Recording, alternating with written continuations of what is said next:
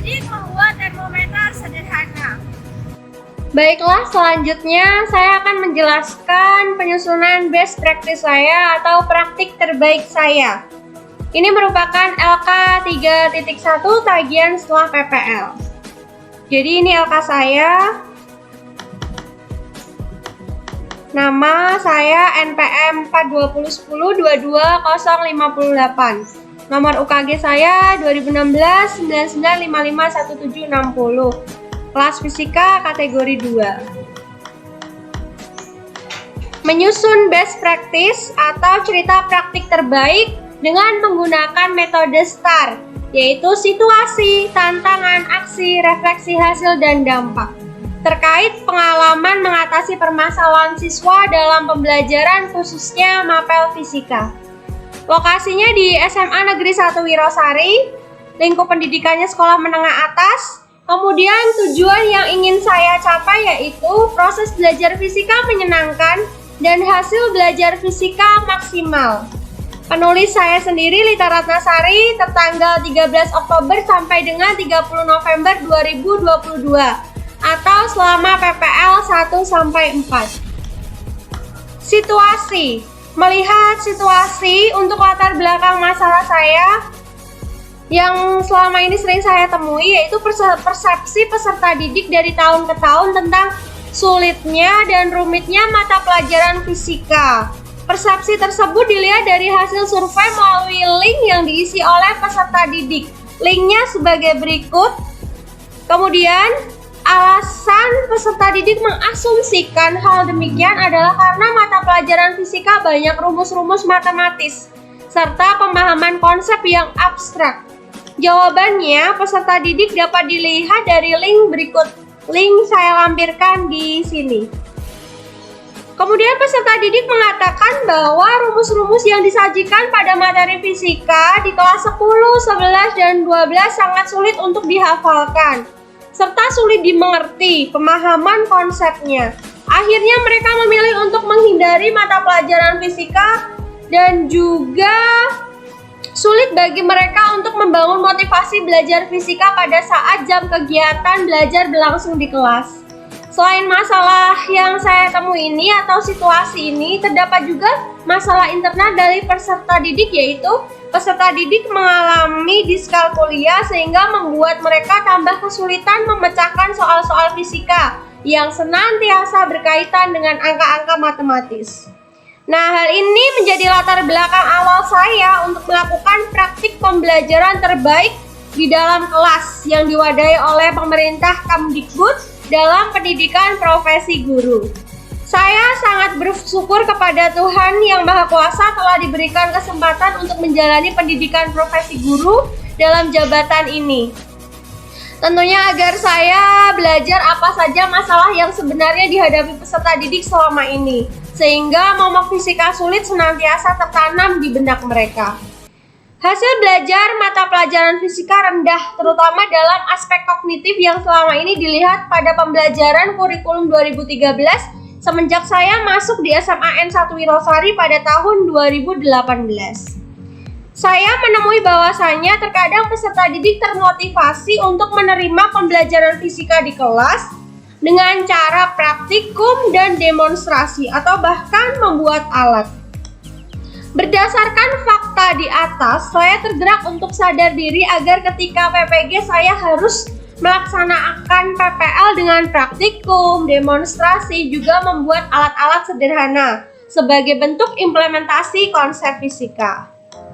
Alasan pentingnya praktik ini yaitu praktik pengalaman lapangan dengan melaksanakan pembelajaran yang berfokus pada praktikum, demonstrasi, dan pembuatan alat-alat sederhana sangat penting saya lakukan dalam rangka mencari solusi dari latar belakang masalah yang selama ini saya temukan. Dan juga telah saya tulis di awal pada kolom latar belakang masalah.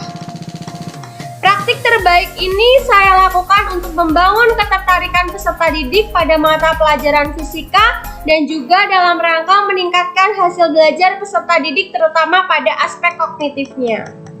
Kemudian dilihat situasi dari peran guru.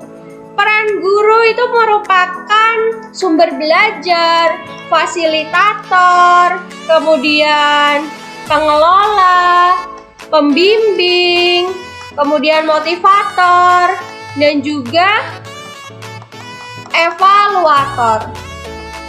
Untuk peran guru ini saya jelaskan di masing-masing bagian pada PDF ini. Selanjutnya setelah situasi, saya melihat tantangan apa saja yang menjadi tantangan untuk mencapai tujuan saya. Tujuan di atas yang awal tadi, bahwasanya saya ingin menciptakan proses belajar fisika yang menyenangkan dengan hasil belajar fisika yang maksimal. Berbicara soal tantangan dalam rangka mencapai tujuan menciptakan proses belajar fisika menyenangkan dan hasil belajar fisika maksimal akan sangat banyak saya temui dan hadapi semenjak tahun 2018. Bahkan selama melaksanakan praktik pengalaman lapangan PPL selama ini. Tantangan tersebut diantaranya adalah persiapan matang yang membutuhkan banyak bahan berupa bahan ajar menarik, KPD berbasis teknologi terkini, fasilitas teknologi di sekolah yang harus memadai, kesiapan peserta didik, dan lain sebagainya. Kemudian ada juga tantangan dari keberagaman karakter peserta didik untuk belajar dan menerima pembelajaran fisika agar dapat tertangkap dengan baik. Kemudian minat, bakat, serta konsentrasi peserta didik pada saat hari pelaksanaan pembelajaran fisika di kelas. Hal ini tentunya didasari faktor lingkungan, psikologis, dan juga faktor internal di dalam diri peserta didik.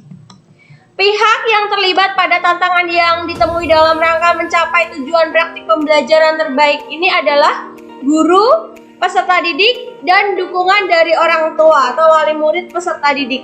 Tentunya dari pihak lain yang mendukung, misalnya kepala sekolah, kemudian para pejabat wakilnya, dan lain sebagainya. Nah, setelah situasi dan tantangan saya temui, kemudian aksi sebagai langkah-langkah apa yang saya lakukan untuk menghadapi tantangan tersebut. Di aksi ini, dalam rangka mencapai tujuan praktik baik ini untuk menciptakan proses belajar fisika menyenangkan dan hasil belajar fisika memuaskan, maka saya melakukan 4 aksi PPL yang menggunakan strategi pembelajaran menggunakan media interaktif serta menerapkan model pembelajaran problem-based learning dan project-based learning. Untuk menghadapi berbagai tantangan yang telah dituliskan di kolom sebelumnya, agar tujuan praktik baik tercapai, maka proses pembelajaran aksi PPL akan saya jelaskan di bawah ini. Nanti lebih jelasnya akan saya jelaskan melalui PPT selanjutnya. Yang pertama, aksi 1. Aksi 1 itu adalah PPL 1 yang saya laksanakan pada hari Kamis 13 Oktober 2022 di kelas 10-2 dengan menerapkan kurikulum Merdeka. Materinya pengukuran, yaitu penggunaan jangka sorong dan mikrometer scope. Modelnya PBL. Di proses kegiatannya saya ada motivasi awal dengan bernyanyi, kemudian penyajian masalah yang kontekstual, kemudian pembimbingan praktik penggunaan jangka sorong dan mikrometer scope, lalu menyajikan hasil atau presentasi dari peserta didik, kemudian evaluasi. Selanjutnya, aksi kedua atau PPL 2 terlaksana pada hari Jumat 28 Oktober 2022 di kelas 11 MIPA 3. Materinya fluidodinamis dengan submateri asas kontinuitas. Modelnya masih problem-based learning. Proses kegiatannya menyanyikan lagu Sumpah Pemuda karena pada hari tersebut bertepatan dengan Hari Sumpah Pemuda. Kemudian pembuktian konsep asas kontinuitas, presentasi, dan evaluasi. Aksi ketiga. Untuk aksi ketiga saya laksanakan pada hari Selasa 8 dan 11 November 2022.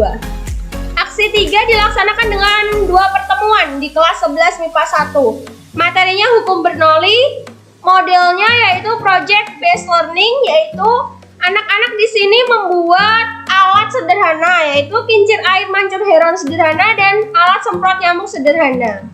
Untuk proses kegiatan pada PPL 3 atau aksi ketiga ini yaitu menyanyikan lagu Profil Pelajar Pancasila, kemudian membentuk kelompok heterogen, kemudian proses membuat alat, menguji alat dan presentasi. Yang terakhir evaluasi. Aksi 4 sebagai PPL terakhir terlaksana pada hari Rabu 16 November 2022 di kelas 11 MIPA 3. Materinya suhu dan kalor, submaterinya konversi suhu. Model pembelajarannya project based learning, yaitu membuat termometer sederhana. Proses kegiatannya yang pertama ada peregangan untuk pendahuluan, kemudian membentuk kelompok heterogen, kemudian membuat alat, menguji alat dan presentasi, kemudian evaluasi. Nah, di sini dilihat dari refleksi hasil dan dampak dari 4 aksi yang saya lakukan. Untuk aksi pertama, PPL 1, dampak dari aksi pertama yang saya lakukan itu pada peserta didik kelas 10-2 adalah peserta didik mampu menguasai penggunaan jangka sorong dan mikrometerskop. Tujuan pembelajaran tercapai pada aksi pertama ini. Hasilnya efektif.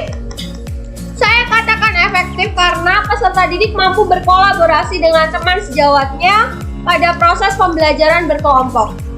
Nah, untuk faktor keberhasilannya adalah antusias peserta didik ketika pembelajaran berlangsung dengan kelompok kecilnya. Jadi saya rasa untuk membentuk kelompok 3 anggota saja itu sudah mendukung keaktifan mereka, seperti itu. Untuk ketidakberhasilannya dilihat dari segi teknik. Hal yang kurang itu adalah perangkat device saya, kemudian mic-nya, kamera dan laptop. Nah, untuk pembelajaran dari keseluruhan proses sudah tercipta pembelajaran yang aktif dan interaktif sesuai harapan saya. Kemudian seluruh peserta didik terlibat kegiatan di kelas. Selanjutnya, aksi 2, PPL 2. Dampaknya dengan materi asas kontinuitas adalah terciptanya pembelajaran yang menyenangkan bagi peserta didik karena praktik terbaik saya untuk aksi kedua ini anak-anak bermain air di luar ruangan untuk membuktikan konsep asas kontinuitas yang berbunyi bahwasanya semakin kecil luas penampang pada pipet maka laju aliran airnya akan semakin besar. Nah, hasilnya efektif karena seluruh kelompok mampu membuktikan konsep asas kontinuitas. Kemudian faktor keberhasilannya adalah saya lihat dari antusiasme peserta didik dalam mengikuti pembelajaran yang bernuansa beda dari pembelajaran biasanya. Keberhasilan pembelajaran juga tercapai karena saya belajar untuk bersikap fleksibel kepada peserta didik dalam rangka menemukan konsep di luar ruangan seperti itu. Kemudian pembelajaran dari keseluruhan proses untuk aksi 2 ini, pembelajaran yang dapat saya ambil adalah bahwasanya dalam rangka menciptakan suasana belajar menyenangkan, tidak harus monoton di dalam ruangan. Pembelajaran menyenangkan dapat dilakukan di luar ruangan untuk membangun nuansa berbeda yang menarik minat motivasi peserta didik. Belajar adalah kegiatan dalam rangka mencari wawasan dan ilmu baru yang dapat dilakukan kapanpun dan dimanapun sepanjang hayat hidup manusia. Saya sangat terkesan dan terharu melihat antusias dan motivasi serta canda tawa peserta didik ketika pembelajaran aksi kedua ini saya lakukan. Harapan saya adalah saya dapat senantiasa diberikan kesempatan oleh Tuhan Yang Maha Kuasa untuk terus-menerus belajar, memperbaiki diri saya, menjadi pengajar sekaligus pendidik generasi penerus bangsa. Selanjutnya aksi ketiga atau PPL 3. Aksi ketiga saya materinya hukum Bernoulli. Ini itu dampaknya peserta didik mampu membuat alat sederhana dengan baik dan benar secara mandiri. Peserta didik senang membuat 2 macam alat. Jadi di kelas itu ada 2 macam alat yang dibuat. Kemudian tercipta suasana belajar yang menyenangkan di kelas selama 2 kali pertemuan untuk aksi ketiga ini. Hasil saya katakan efektif karena alat yang diciptakan berupa kincir air mancur heron sederhana dan juga alat semprot nyamuk sederhana dapat berfungsi dengan baik. Di sana kemarin itu terdapat 12 kelompok dengan anggota 3 orang per kelompoknya. 6 kelompok membuat kincir air mancur heron, yang 6 lain membuat alat semprot nyamuk sederhana. Faktor keberhasilan antusias peserta didik dan keaktifannya menunjang keberhasilan pembelajaran PPL 3 ini. Kesungguhan peserta didik dalam membuat alat sederhana sangat terlihat ketika presentasi di pertemuan kedua. Mereka juga mengecek keberfungsian alat yang mereka ciptakan. Mereka merakit dan merekatkan kembali selang-selang atau sedotan pipet di alat mereka masing-masing agar dapat berfungsi dengan baik. Ketidakberhasilannya untuk aksi ketiga saya terjadi kebocoran pipet sehingga alat yang dibuat tidak berfungsi sebagaimana mestinya. Pembelajaran dari keseluruhan prosesnya. Jadi pembelajaran saya di aksi ketiga ini yaitu guru harus menerapkan pembelajaran dengan model PJBL dan PBL yang tersusun rapi ketika usai PPG. Jadi saya nanti harus menggunakan berbagai model pembelajaran yang inovatif dan interaktif. Kemudian agar peserta didik nanti senantiasa mendapatkan pembelajaran yang bermakna. Aksi keempat yaitu praktek PPL terakhir saya. Dampaknya peserta didik mampu membuat alat termometer sederhana dengan baik dan benar. Dampak lain yang juga terlihat adalah kegembiraan peserta didik yang mampu menyelesaikan proyek dengan waktu singkat. Hasilnya efektif karena waktu 2 jam pembelajaran itu sudah dapat menyelesaikan seluruh sintaks PJBL. Faktor keberhasilannya itu kerjasama yang kompak pada seluruh kelompok kecil di kelas 11 MIPA 3. Kemudian ketidakberhasilannya terlihat pada alat yang tidak berfungsi, artinya air di dalam sedotan tidak naik disebabkan suhu kurang tinggi. Nah, pembelajaran dari keseluruhan proses praktik PPL 4 saya ini, peserta didik mampu menyelesaikan kegiatan pembelajaran yang kompleks, yaitu PJBL dengan waktu singkat 2 jam pelajaran saja. Hasil lembar kerja sangat memuaskan. Guru saya akan belajar lebih giat lagi untuk menciptakan situasi kondisi pembelajaran yang efektif dalam model PJBL. Kemudian saya akan menjelaskan aksi saya di PPT berikut ini. Untuk best practice PPT saya, ini lokasi SMA 1 Wirosari. Tujuan yang ingin saya capai yaitu proses belajar fisika menyenangkan dan hasil belajar fisika maksimal. Kemudian situasi sudah saya jelaskan secara gamblang di PDF sebelumnya, yaitu momok fisika sulit dan rumit, fisika menakutkan, diskalkulia dan sebagainya. Tantangan, persiapan kompleks, kemudian fasilitas, minat bakat, konsentrasi, faktor lingkungan, psikologi peserta didik, dan faktor internal. Kemudian keberagaman karakter peserta didik. Ini adalah aksi pertama saya. Materi pengukuran, penggunaan jangka sorong dan mikrometer scope. Saya putar kegiatannya. Ini yang pertama, mereka menyanyikan lagu Indonesia Raya. Kemudian ini saya menyajikan masalah kontekstual. Kemudian ini tujuan pembelajaran. Ini aksi 1 saya untuk pendahuluan.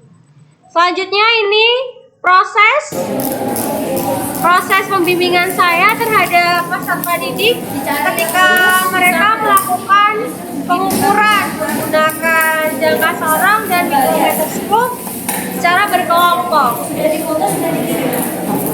Saya menyuruh mereka untuk mengirimkan foto hasil pengukurannya di LKPD online masing-masing yang sudah saya share di LMS Google Classroom. Ini saya melakukan pembimbingannya.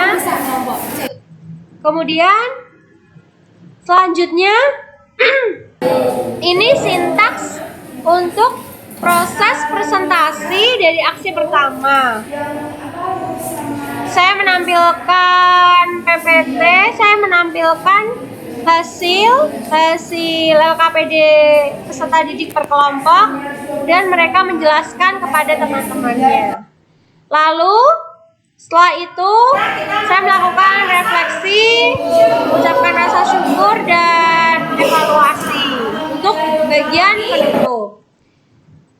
Setelah aksi 1 ada aksi 2, yaitu konsep asas kontinuitas. Di sini Assalamualaikum warahmatullahi wabarakatuh. Selamat pagi menjelang pengantar siang. sederhana. Jadi saya melakukan Ini musim pengantar sederhana yang penghujan. saya upload di Jadi, YouTube. Saya membuat video pengantar sederhana untuk mengajarkan anak-anak ke materi konsep asas Saya mau kontinuitas. mencuci motor Saya di sini mencuci motor menggunakan selang, lalu saya tanya kenapa selangnya saya pencet, Ini motor saya. lalu alirannya di sini menjadi Kalau jauh. aliran airnya seperti ini, ya, kalau aliran airnya seperti ini, apakah bisanya lebih? Jadi ini yang saya Jadi seperti percobaan yang sudah saya lakukan di awal pagi tadi, untuk saya dulu itu sama A1 sama dengan A1 kali V1 sama dengan A2. Kemudian aksi 2, ini kegiatan peserta didik di luar kelas untuk membuktikan konsepnya. Per kelompok ini saya melakukan pembimbingan.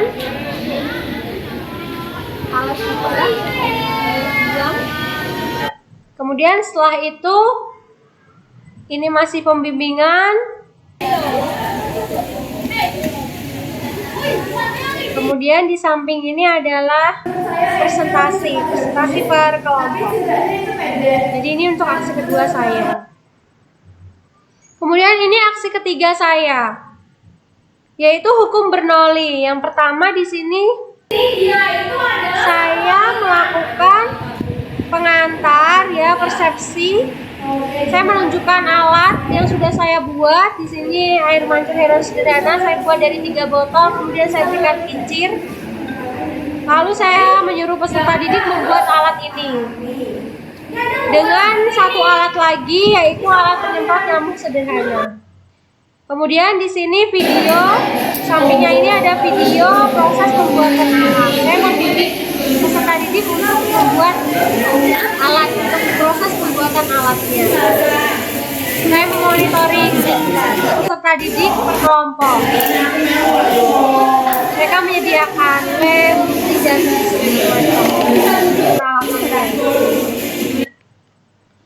kemudian aksi ketiga ini dari hasil peserta didik.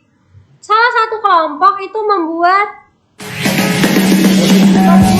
video proses, kemudian mencoba alatnya apakah berhasil atau tidak.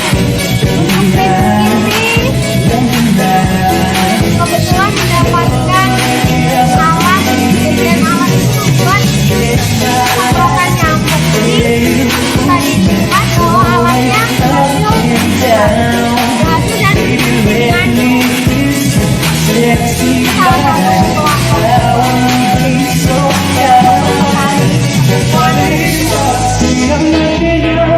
Jadi dari 11 ini hasil artefak peserta didik berupa video. Kemudian ini masih di sintaks presentasi untuk aksi ketiga hukum Bernoulli. Ini untuk salah satu kelompok yang membuat air mancur Heron sederhana. Bisa saya besar.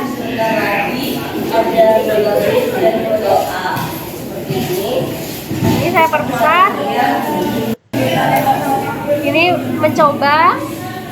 Mohon maaf, pengambilan gambarnya sedikit blur. Ini bisa dilihat. Jadi banyak yang berhasil. Rata-rata berhasil. Kemudian sudah. Yang terakhir untuk praktik terbaik saya pada PPL keempat, itu aksi keempat. saya tayangkan secara video full 15 menitnya. Jadi ini untuk aksi keempat, PPL keempat saya, suhu dan kalor. Biasa main 1 rosari. Saya melakukan berdoa, salam, menanyakan kabar, mengecek kehadiran, kemudian khusus untuk hari ini kita suhu dan konversi suhu ya. mengangkat. Tadi sudah berdoa, absensi sudah, peregangannya sudah belum ya. Ini peregangan yang saya lakukan agar mereka rileks belajar, karena untuk aksi keempat saya ini praktik PPL keempat saya lakukan yang Tidak bergas setiap skala termometer sudah. Pretest. Sekarang dikerjakan sebentar saja pretestnya. pretest. Kalau sudah, klik kirim. Untuk mengukur temperatur gimana? Supaya Celsius ini giginya berapa? Melalui media Bagus. Kemudian setelah ini materi sudah saya sampaikan, skala termometer. Kemudian bagaimana cara mengkonversi satuan suhu jika salah satu termometernya tidak diketahui namanya? Nah, kita bentuk kelompok heterogen. bentuk kelompok heterogen. Kemudian ini prosesnya, proses pembuatan alat termometer sederhana.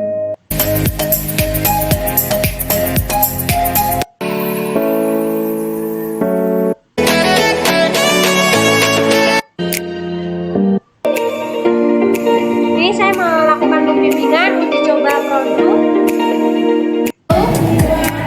Ini presentasi dari kelompok. Kemudian evaluasi penutup. Sekian untuk PPL keempat saya. Selanjutnya untuk refleksi hasil dan dampak.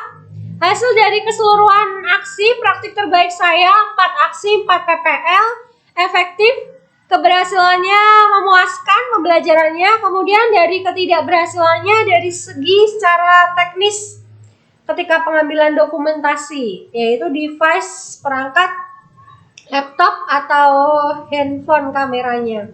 Kemudian refleksi hasil dan dampak untuk pembelajaran dari keseluruhan proses terciptanya pembelajaran yang aktif dan interaktif oleh peserta didik baik pada aksi 1, 2, 3 maupun 4.